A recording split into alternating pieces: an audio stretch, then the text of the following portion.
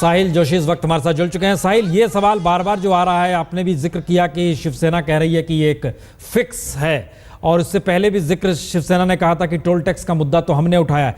तो क्या ये माना जाए कि दरअसल चुनाव बेहद नजदीक है, उसके मद्देनजर राज ठाकरे कहीं ना कहीं कांग्रेस सरकार के लिए या कांग्रेस एनसीपी सरकार के लिए राजनीतिक ढाल का काम कर रहे हैं, या यह माना जाए जी नहीं, बिल्कुल राज ठाकरे अपनी राजनीतिक जमीन ऐसे मुद्दों के जरिए बना रहे हैं जिसके जरिए वो लोकप्रिय हो सके? देखिए प्रसून, इसके तीन चीजें मैं इस पर कह सकता हूं। सबसे पहले तो पिछले कुछ महीनों से हमने देखा कि राज ठाकरे और एनडीए के बीच में अंदर ही अंदर बातचीत चल रही थी, और एनडीए की तरफ से कोशिश हो रही थी कि किसी न किसी तरीके से राज ठाकरे उनके साथ आए और कुछ सीटें वो भी ले ले। लेकिन दोनों भाइयों के बीच बात नहीं बन पाई और आखिरकार राज ठाकरे उनके साथ नहीं जा पाए, और जनवरी महीने में ये बात साफ हो गई कि अब राज ठाकरे एनडीए के साथ नहीं जाएंगे। लेकिन दूसरी तरफ हमने देखा कि पिछले साल भर राज ठाकरे का कोई भी आंदोलन नहीं चल रहा था, और जिसके वजह से राज ठाकरे को अब पता चला कि अब उनको अकेले लड़ना है। तो ऐसे में उनके सामने और कोई चारा नहीं है कि एक बार फिर वो किसी न किसी आंदोलन में उतरे और एक बार अपनी पार्टी के लिए जगह बनाने की कोशिश करें, क्योंकि अब तक तो सारा मामला एनडीए के साथ जा रहे हैं कि नहीं जा रहे हैं उसी को लेकर चल रहा था। अचानक उन्होंने मोदी पर निशाना साधना शुरू कर दिया, गुजराती समुदाय पर उन्होंने कुछ 2-4 टिप्पणियां की, और टोल का मुद्दा जो 1 साल पहले उन्होंने लिया हुआ था वो अचानक एक बार फिर उन्होंने उठा और कहा कि 1 साल से हम शांत थे, देख रहे थे कि सरकार क्या कर रही है, और अगर सरकार नहीं कर रही है तो हमको सड़क पर उतरना पड़ेगा। तीसरी बात यह है इसमें कि 2009 के चुनाव में हमने देखा कि 2008 में जो राज ठाकरे का मराठी बनाम उत्तर भारतीयों का पूरा मामला चला, उसके वजह से 2009 में अचानक एमएनएस को उसका फायदा हुआ और शिवसेना की 10 से 11 सीटें शिवसेना बीजेपी की उसके चक्कर में गिर गई। और ये बात कहीं ना कहीं लोगों के मन में है, शिवसेना के मन में है, एनडीए के मन में है। उनको पता है कि राज ठाकरे अगर 50,000 से भी ज्यादा वोट किसी कॉन्स्टिट्यूंसी में लेके जाते हैं तो उसका जोरदार झटका उनको लग सकता है। अब जो अंदर की बात ये साफ निकलकर सामने आती है कि एनडीए के साथ उनको जिस तरीके से चाहिए था वो बात नहीं बन पाई, इसके वजह से अब अपनी जमीन तराशना और अपनी न्यूसेंस वैल्यू दोनों गठबंधनों को दिखाए रखना, ये कहीं ना कहीं राज ठाकरे करना चाहते हैं। और उसमें टोल का मुद्दा उनके सामने था, टोल का मुद्दा उनकी पार्टी पहले भी इस्तेमाल कर चुकी थी, वही मुद्दा उन्होंने एक बार फिर रखने की कोशिश की, और इस बात में कोई दो राय नहीं है। यहां पर भी जो हमने लोकल अखबारों में भी देखा या लोकल जो लोग भी बात कर रहे हैं कि टोल के मुद्दे को लेकर महाराष्ट्र में कई बार आंदोलन हो चुका है। कोल्हापुर में सारी पार्टियों ने, लेफ्ट पार्टियां, शिवसेना और बाकी सर्व दलों ने टोल के खिलाफ आंदोलन किया हुआ है। तो करीब करीब विपक्ष के लोग टोल के खिलाफ आंदोलन करते आए हैं। इतना ही सिर्फ बात है कि राज ठाकरे खुद डिटेन हुए, खुद आंदोलन में उतरने की कोशिश की, जिसके वजह से एमएनएस को उसका फायदा जरूर मिल सकता है। कमलेश, आप सड़क पर मौजूद हैं, आप सायन में कमलेश मौजूद हैं, लोगों की राय क्या है? क्योंकि एक पॉलिटिकल तौर पे तो वाकई नजर आता है कि राज ठाकरे सड़क की राजनीति कर रहे हैं तो इसका उन्हें लाभ मिलेगा, लेकिन लोगों के रिएक्शंस क्या नजर आए वहां पर? और दो तरह के रिएक्शन है प्रसून जी। अगर देखा जाए, जो भारी पैमाने पर एमएनएस का कार्यकर्ता रास्ते पर था, जो राज ठाकरे को जब पुलिस की गाड़ी में डाला गया तो पुलिस की गाड़ी के सामने लेटकर हमारे साहब को गिरफ्तार नहीं करना चाहिए, इस तरह की मांग करने वाला कार्यकर्ता है। और वो कार्यकर्ता ये भी मांग करता है कि जो राज ठाकरे ने मुद्दा उठाया, टोल का मुद्दा, वो लोगों से जुड़ा हुआ, आम जनता से जुड़ा हुआ है, इसीलिए उनका उस मुद्दे को समर्थन है। कहीं ना कहीं जब टोल पिछले कई सालों से चल रहा है, जिस मुद्दे को राज ठाकरे उठा रहे हैं, उस मुद्दे को लेकर लोगों में कहीं ना कहीं राज ठाकरे के साथ सहमति है। लेकिन जो आम जनता मुंबई की है, आज मुंबई में आपको बता दूं 12वीं क्लास के एग्जाम से, प्रैक्टिकल एग्जाम से, मैथ्स, फिजिक्स और बायोलॉजी के, उनको भारी दिक्कतों का सामना करना पड़ता है कि अगर आपको लोगों के मुद्दे उठाने तो लोगों को तकलीफ देकर नहीं बल्कि लोगों में जाकर उस मुद्दे को उठाने। तो दो तरह की प्रतिक्रिया आ रही है। लेकिन कुछ समय पहले जब राज ठाकरे इस आरसीएफ पुलिस स्टेशन से बाहर निकले तो भारी जमावड़ा था उनके समर्थकों का, घोषणाएं लग रही थी, नारे लग रहे थे राज ठाकरे के समर्थन में। तो कहीं ना कहीं जिस तरह 2009 में उनकी गिरफ्तारी के बाद में एक पोलराइजेशन हुआ था उनके वोट्स का, एक कार्यकर्ताओं को एक पार्टी में जान फूंकने की कोशिश की थी, वही लगता है कि 2014 के पहले भी राज ठाकरे इस आंदोलन के जरिए अपने कार्यकर्ताओं में जान फूंकने की कोशिश कर रहे हैं, और इसमें कहीं ना कहीं वो थोड़े बहुत सफल भी हुए हैं। साहिल, अब देखिए, इसका राजनीतिक आकलन अगर समझें, जैसा आप जिक्र खुद कह रहे हैं कमलेश, कि अपने कार्यकर्ताओं को कहीं वो एक मुद्दा दे रहे हैं जिससे वो एग्रेसिव हों। लेकिन अब सवाल दूसरा है, हमारे पास जो भी आपके लोग के जरिए जो फुटेज आ रही थी उसमें हमने देखा नासिक की थी कुछ फुटेज, कुछ पुणे की थी, नागपुर से भी हंगामे की खबर आई, मुंबई में। ये सारे एक लिहाज से शहरी इलाके हैं।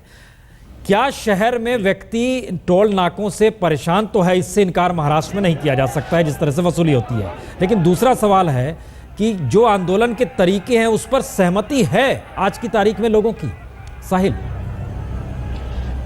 जी, राज ठाकरे के आंदोलन को लेकर कभी सहमति हो ही नहीं सकती, क्योंकि राज ठाकरे के रवैये जिस तरीके के रवैये 2008 में भी जो जिस तरीके का वो आंदोलन कर रहे थे, या उनके भाषा में हम कहें तो वो आंदोलन कर रहे थे, तो उसको लेकर कभी भी सहमति नहीं बन सकती। एक बहुत बड़ा वर्ग ऐसा है कि जो नहीं चाहता कि सड़क पे उतरे लेकिन तोड़फोड़ की राजनीति ना करे, लेकिन दूसरी तरफ उनको बांधने वाला वर्ग है, और जिसका नतीजा हमने देखा कि 2009 में अचानक राज ठाकरे की पार्टी, जो एक महज 7 सीट वाली पार्टी थी बीएमसी में, लोकसभा चुनाव में उनको 1.5 लाख तक वोट मुंबई जैसे इलाकों में पड़े।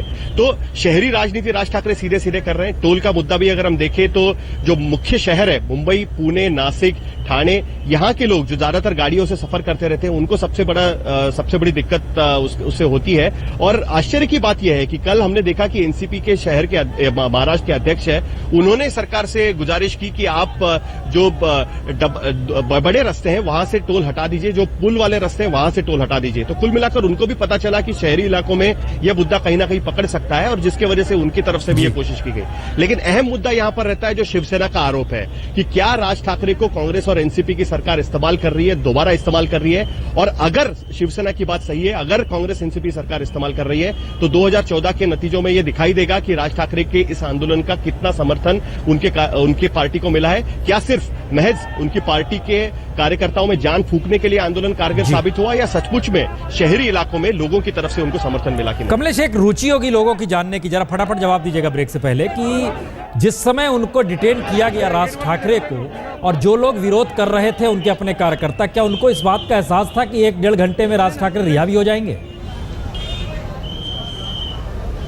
जी बिल्कुल नहीं। जब राज ठाकरे को जब भी छोड़ा गया तब लोगों को ये तक बात पता नहीं थी, जो उनके समर्थक बाहर घोषणाएं दे रहे थे उनको इस बात का आश्चर्य हुआ। कई लोगों को, कई कार्यकर्ताओं को तो ये लगा कि राज ठाकरे को यहाँ से निकालकर शायद कोर्ट लिया जा रहा है, लेकिन जब उन्हें पता चला कि राज ठाकरे यहाँ से निकलकर अब सीधे घर जाएंगे तो एक जल्लोष किया कार्यकर्ताओं ने।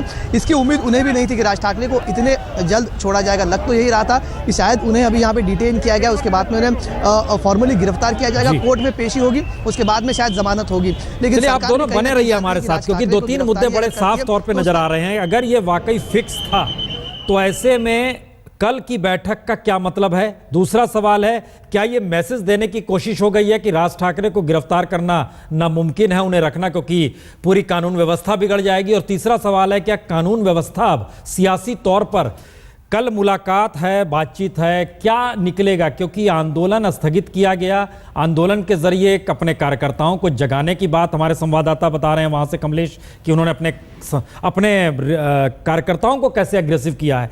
सवाल यह है कि ये जो मुलाकात है, बातचीत है, और टोल नाके एक इशू शिवसेना के लिए भी रहा है, तो बातचीत राजनीतिक तौर पर ले जाएगी, या बातचीत इस आंदोलन के जो मुद्दे हैं उसे सुलझाने की दिशा में जाएगी? देखिए, ये बात तो बिल्कुल साफ है कि जिस वक्त ये आंदोलन शुरू हुआ उस वक्त अगर राज ठाकरे का बयान हम लोग देखें तो उसमें उन्होंने आंदोलन खत्म कैसे करना है उसकी रूपरेखा उन्होंने तभी बना के रखी हुई थी। उनके पहले ही भाषण में उन्होंने साफ कर दिया था कि वो टोल कलेक्शन के खिलाफ नहीं है। उनका यह कहना है कि इसमें पारदर्शिता होनी चाहिए, और कुछ टोल जहां पर गलत तरीके से टोल वसूली होती है उसकी सरकार जांच करे और वो टोल नाके बंद कर दे। अब ये बातें जो है ये खुद पृथ्वीराज चौहान ने 3 दिन के बाद कही कि हाँ, कुछ जगहों पर टोल वसूली में गलतियां हो रही है तो सरकार उसमें झांकने को तैयार है। कल एनसीपी की तरफ से भी यही बयान आता है कि अगर टोल वसूली में गलती हो रही है तो उसमें भी सरकार देखने को तैयार है। उससे भी ज्यादा बड़ी बात यह है कि जो पीडब्ल्यूडी मंत्री है छगन भुजबल, जो ये टोल वसूली के जिम्मेदार है पूरी तरीके से अगर हम बोले, तो छगन भुजबल का भी ये कल का बयान था कि राज ठाकरे को आके बातचीत करनी चाहिए। इसके पहले छगन भुजबल साफ कह रहे थे कि राज ठाकरे गलत कर रहे हैं, और अगर आप किसी होटल में जाते हैं, खाना खाने के बाद कहते हैं कि हम बिल नहीं देंगे तो ये नहीं चलेगा, उसी तरीके से वो टोल के मुद्दे पर बात कर रहे थे। तो कुल मिलाकर सरकार ने भी अपना मन बना लिया है कि राज ठाकरे की कुछ बातों को मान लिया जाए। राज ठाकरे के पास भी इस बात का जवाब है कि उनका आंदोलन टोल बंद करने के लिए नहीं था, गलत तरीके से जो टोल वसूली चल रही है उसको रोकने के लिए था। जी, तो कमलेश, कौन किसे परख रहा है? दोनों ही तरफ कमलेश, कौन परख रहा है? जनता को कांग्रेस परख रही है, जनता को राज ठाकरे परख रहे हैं, राज ठाकरे को कांग्रेस परख रही है? कौन किसको परख रहा है इस आंदोलन के जरिए? जी, अगर देखा जाए तो राज ठाकरे ने इस मुद्दे को जिस तरह से उठाया है, जो एक राजनेता होता है वो आने वाले मुद्दों को भांपता है। अगर इस बात को हम ठीक से गौर से देखें, पिछले कुछ दिनों में जो घटनाएं हुई थी, राज ठाकरे और कुछ लोगों ने कोर्ट में पीआईएल किया हुआ था, इसकी चर्चा हो रही थी और सरकार का टोल पर जो नई पॉलिसी थी वो आनी थी। राज ठाकरे को भी ये बात अच्छी खासी पता है कि अब महज कुछ ही दिनों में टोल की नई पॉलिसी आएगी, तो क्यों ना उसके पहले ही आंदोलन छेड़ा जाए, ताकि अगर कल टोल की पॉलिसी आती है तो इसका क्रेडिट जो है वो राज ठाकरे को मिलेगा। इस मुद्दे को लेकर शिवसेना भी आक्रामक हुई थी। शिवसेना एक मोर्चा करने वाली है 24 तारीख को। उसके पहले ही राज ठाकरे ने 21 तारीख को अपना मोर्चा अनाउंस कर दिया। राज ठाकरे फिर से एक बार रास्ते पर उतरने की उन्होंने घोषणा कर दी। कहीं ना कहीं चलिए, ये एक स्थिति है, इसका मतलब एक बहुत साफ है, क्रेडिट की लड़ाई भी है। और देखिए, बड़ा अजीबोगरीब संयोग है। इसी बीच में अमिताभ बच्चन ने एक ट्वीट किया, हालांकि वो ट्वीट उनके लिए वो अपने दूसरे मिजाज में ट्वीट है, लेकिन हम उसको फिट करते। उन्होंने कविता की लाइन ट्वीट की है, परखना मत, परखने में कोई अपना नहीं रहता, किसी भी आईने में देर तक चेहरा नहीं रहता। ये उन्होंने यूं ही जिक्र किया है, लेकिन इसको हम यहाँ फिट करने की कोशिश